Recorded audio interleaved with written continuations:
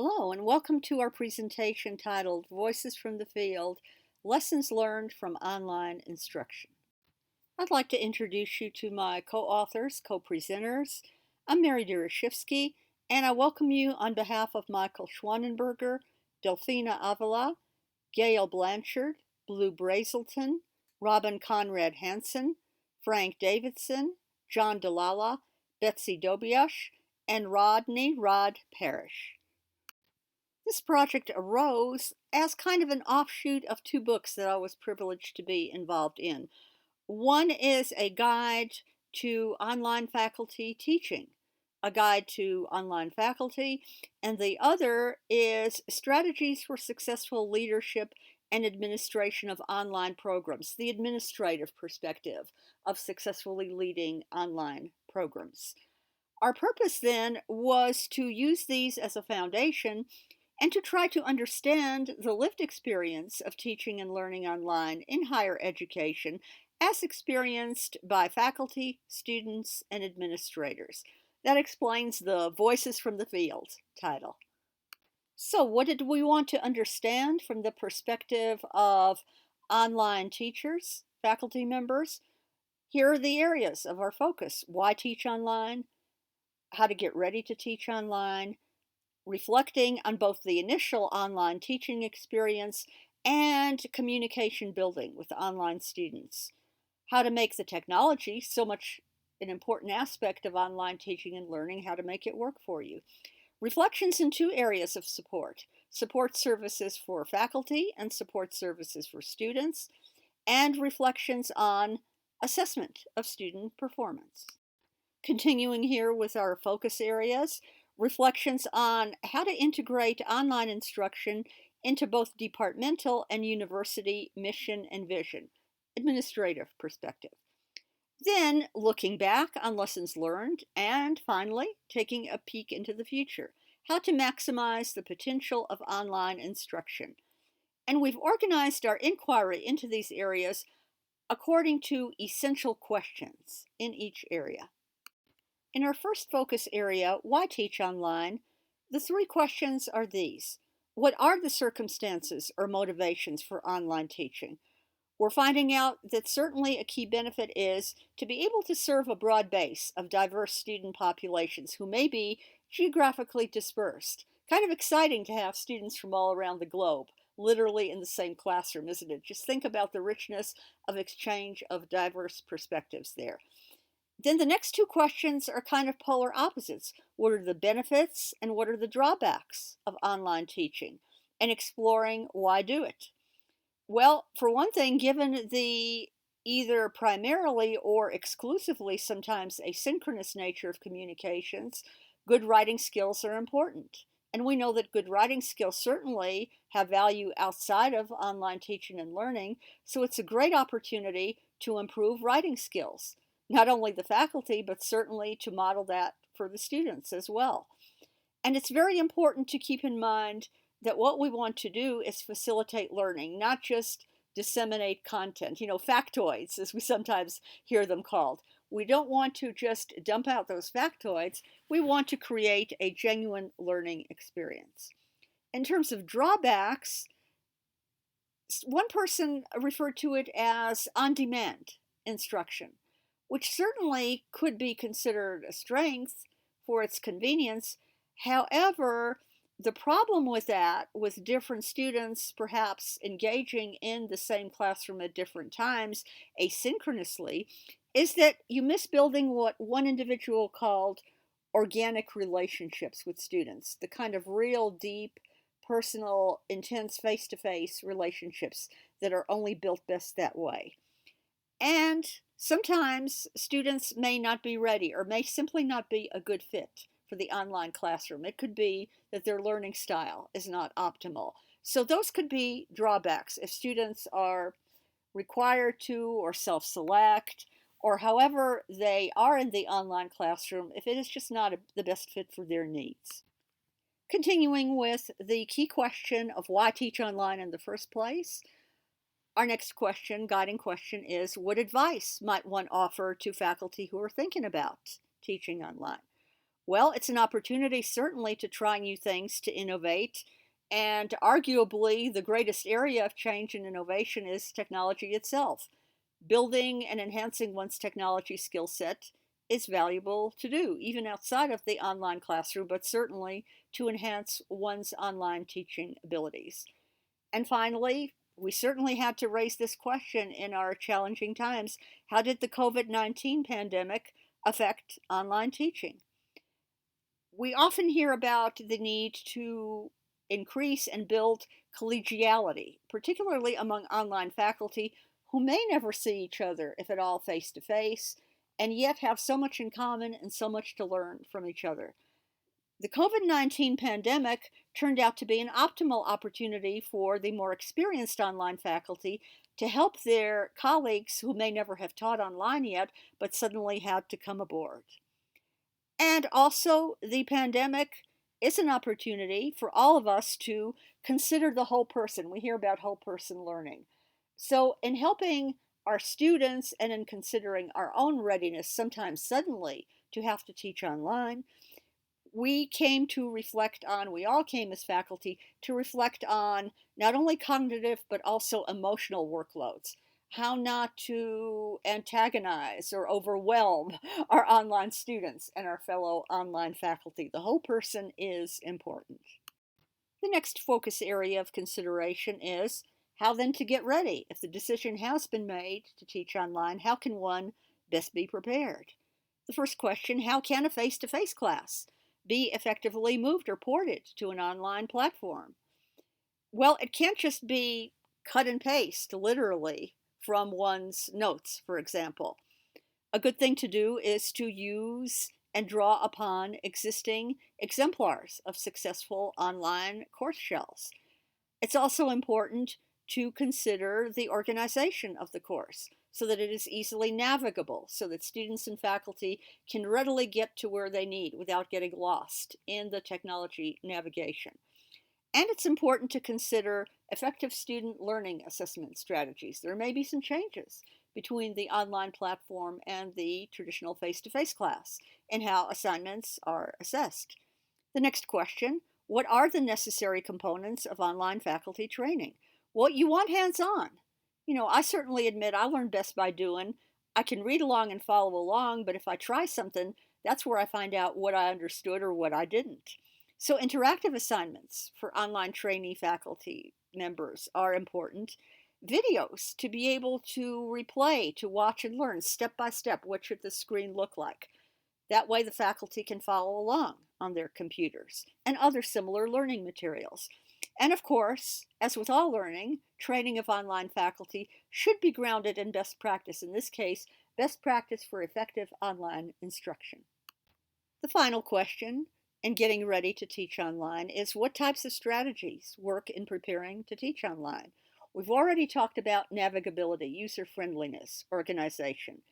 But the course material itself ought to be chunked, as they say, chunked into manageable bites, just like a textbook is chunked into chapters, just like a lecture isn't delivered a semester's worth of lecture, not all in one night or all in one weekend, but broken up to make the learning manageable and easier to focus. Courses should be organized into modules or units to make the learning manageable. There should be external links embedded that enhance the text material of those course modules. Very important to have timely communication and continual communication with students, respond promptly to student requests for help, to emails, return assignments with feedback timely, and just stay connected to students. Provide them, as I said, with that meaningful feedback, reinforce what they've done right, and give them coaching on what could be done even better.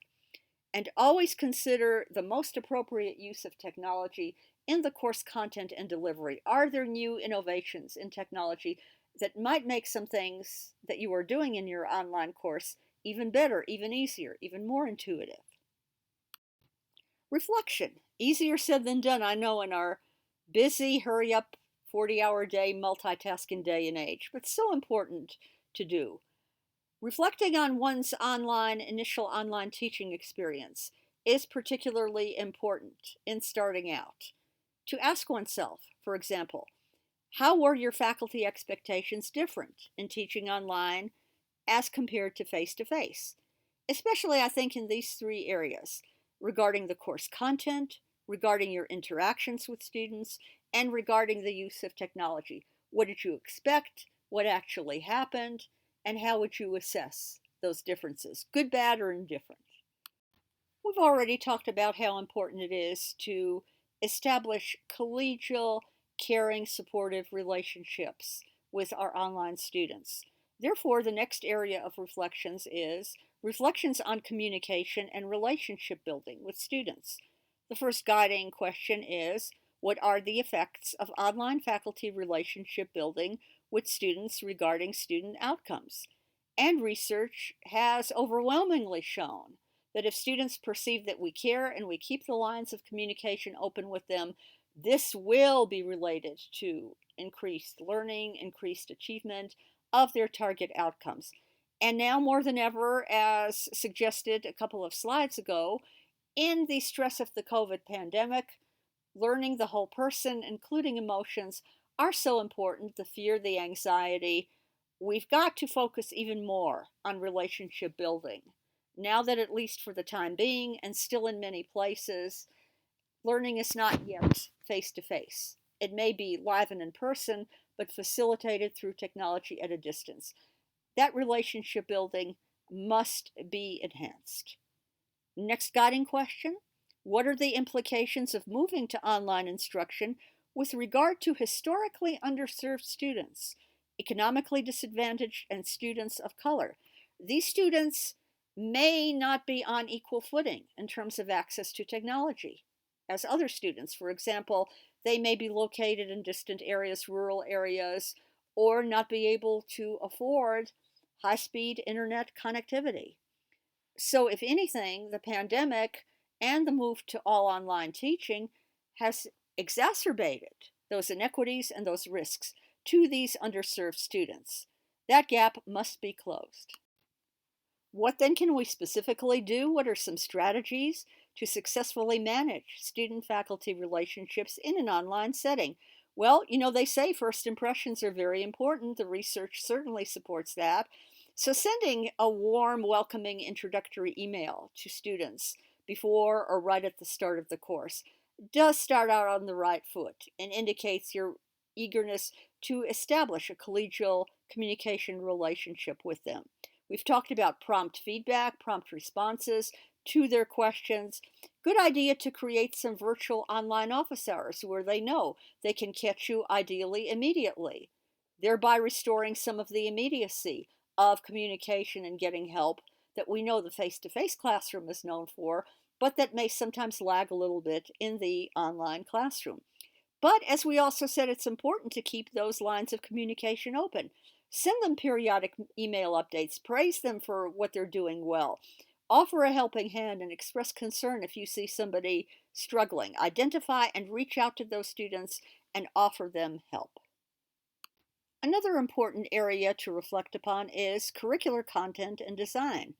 So the first guiding question is, what are some strategies necessary to successfully migrate courses to an all online content? We've talked about user friendliness being vitally important. Students should be able to navigate the course content easily, as of course should faculty. In order to port, which many of us have had to do, look at the fourth point, suddenly during the COVID-19 pandemic, suddenly having to port regular face-to-face course content into an online format, but just copying and pasting that regular face-to-face content won't work into an online course shell.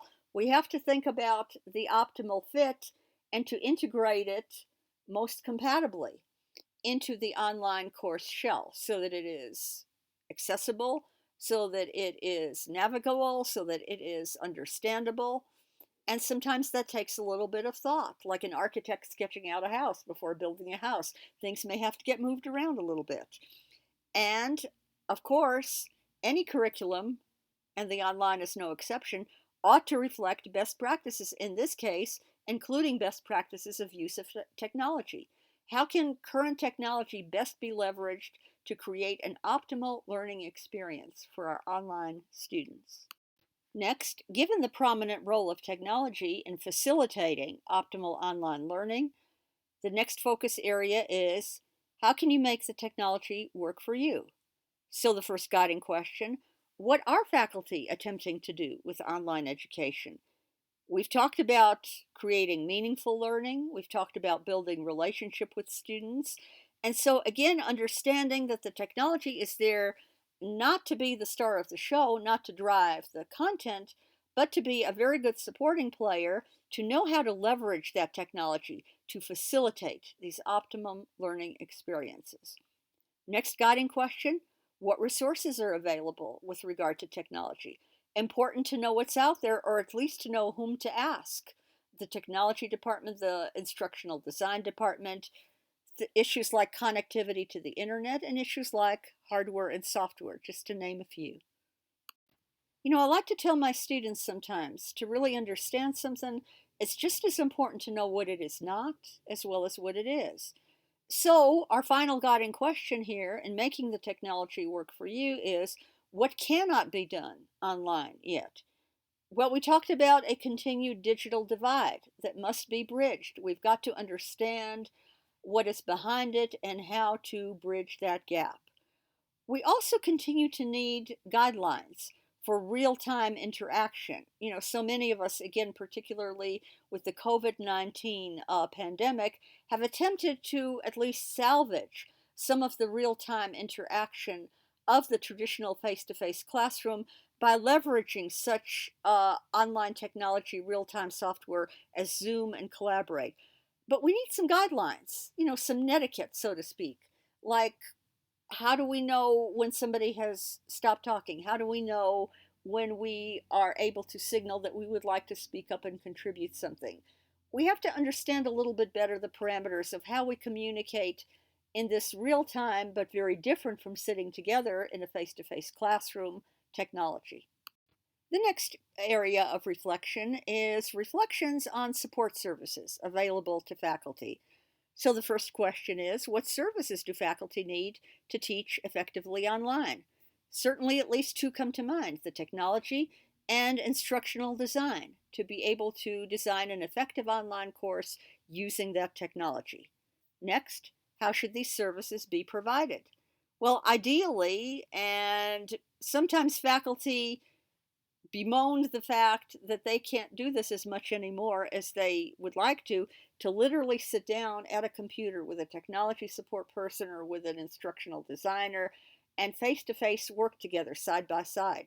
Certainly, the pandemic in and of itself has affected that, as has the fact that, as in Northern Arizona University, our faculty in the College of Education, Educational Leadership are dispersed throughout the state. So, support may need to be offered via a distance. So, certainly face to face is still ideal in many faculty members' minds if it's feasible, but if it isn't, we need to explore what is the best way to help faculty who are at a distance. Can we hold real time sessions using Zoom and Collaborate? Can we share videos? Can we share other asynchronous resources to help them get comfortable with the technology and the curricular design help that they need? And a final area of consideration, a guiding question regarding support services for faculty, is one we cannot escape. We can't escape budgets, we can't escape financial resources, we can't escape personnel resources. So where do faculty get help when institutional limits regarding budgets and personnel have been exceeded? The next type of support service we need to reflect on is support services for students. So let's ask ourselves first and foremost, what support services work well for students? Very important to recognize individual differences. As one of my now retired former colleagues used to say, you take students where they are and you bring them along further. So personalized support is very, very important. Communicating high expectations. That's important in any classroom, isn't it? Whether it's face-to-face or online, you can do it. Set those high expectations for students and then help them achieve those high expectations. Interaction, extremely important, particularly online where we don't have the constant face-to-face cues, verbally or visually. They need to know you're there as a faculty member. They need to know whoever is helping them in support services can envision their needs and is there for them. Prompt feedback, constructive feedback. What are they doing right? Where do they need some coaching? How can they do better? And just keep those lines of communication continually open. The next area worthy of reflection from the field of online teaching is the all-important area of assessment of student performance. First guiding question: do online faculty have a guiding model or philosophy for student learning assessment? As one person put it, there is really no specific model, but again, this individual reinforced that the technology should not drive the process. It's a shining new toy, and it may risk getting all the attention, but it should not drive the curriculum. It should be a supporting player to facilitate the delivery of that online curriculum to students to create robust learning experiences. Next guiding question: what opportunities have been experienced by faculty regarding assessment of student learning? Faculty have praised the greater transparency. Things can be documented. There are footprints. You have externally verifiable ways to determine when students logged in, for how long, what day and time they submitted an assignment, what day and time they made a discussion posting. You can verify your own feedback when you gave that, when you provided that feedback. It just creates a verifiable trail, which is very, very helpful in the assessment process. The final three guiding questions regarding assessment of student performance have to do with challenges, differences, and changes. Let's take them one at a time. What challenges have faculty experienced regarding assessment of student learning? Well, as we know, the online, while it can be dependable and hopefully efficient and quick as far as possible, it is still not quite the same as the spontaneous spark of a real-time interaction. Meeting with a student in office hours face-to-face, a student lingering after class to ask for additional help on an assignment or a paper. We lose those informal types of real-time, spontaneous face-to-face assessment opportunities. Next, what differences, if any, have faculty experienced in assessing student learning face-to-face as compared to online? Maybe surprisingly, really no substantial differences reported to us. However, perhaps a benefit, just an opportunity to learn to use technology better, like maybe adding a voice-enhanced comment to an assignment marked up in the comments section using Microsoft Word. Finally, what changes, if any, have faculty made to their assessment processes as a result of the COVID-19 pandemic? Once again here, the whole person learning comes into play. The affective, emotional dimension, being aware of students' stresses, empathizing with them, supporting them, and trying not to overwhelm them, particularly with what for many has been a rather sudden shift to the online classroom. Our next reflection area from the field is in the administrator's ballpark. Reflections on integrating online instruction into departmental and university mission and vision. So we ask, how can integration of online instruction into the university mission and vision be facilitated by the following areas? Needs assessment, so important to do. I teach evaluation research, and we talk about before you go implement something new, whether it's a teaching method, whether it's a new some kind of administrative policy, we ought to first do a diagnosis the way a medical professional would do. What is the need? What is the need? And then pick the intervention that best fills the need. So we really need to do a needs assessment before even undertaking an online initiative to determine that that is the best for the instructional needs of that institution. But we've also got to know the who with whom, as I like to say in my research courses that I teach. We've got to know our prospective students and what it is they need, what they come to the table with in terms of skills, in terms of expectations, in terms of areas that might need to be remediated, as we talked about earlier, preparing them to effectively learn online. We've got to consider the suitability of online instruction to the program and the degree. Some things may simply be best taught live face-to-face, or at least primarily, not asynchronously, but synchronously. Sorry about that. We have got to consider the university infrastructure to support online instruction. As I like to tell my research students, according to case study expert Robert Yin, context is everything. We cannot understand a phenomenon such as online teaching and learning without understanding the surrounding context. That context can make or break the initiative of online teaching and learning. And you've heard the old expression, if you don't know where you're going, how do you know if you got there or not, or something like that? We've got to articulate where it is we want to go. What is the desired value added? What are the outcomes that we expect of online instruction? These are the considerations to effectively integrate that online instruction into the university's mission and vision. Finally, two more areas. Looking back overall, taking the panoramic view on overall lessons learned, we ask ourselves what worked well in the online teaching experience, what did not work well, and with regard to really either one, but especially what did not work well, what might we do differently next time? Again, those three areas: course content, interactions with students, and use of technology. The final focus area of our voices from the field, reflecting on our online teaching experiences, looking to the future. How can we maximize the potential of online instruction? Three guiding questions here. How can we continue to improve our ongoing assessment of effectiveness of online teaching initiatives in teaching and learning? How can higher education support future ongoing online training and professional development initiatives in the field? And finally, how can theory be best integrated into practice to design those optimal future online trainings in that field? In closing, again, why did we do this? I can't think of a better way to reinforce the value of looking at our voices from the field than this quote from Yvonne Woon.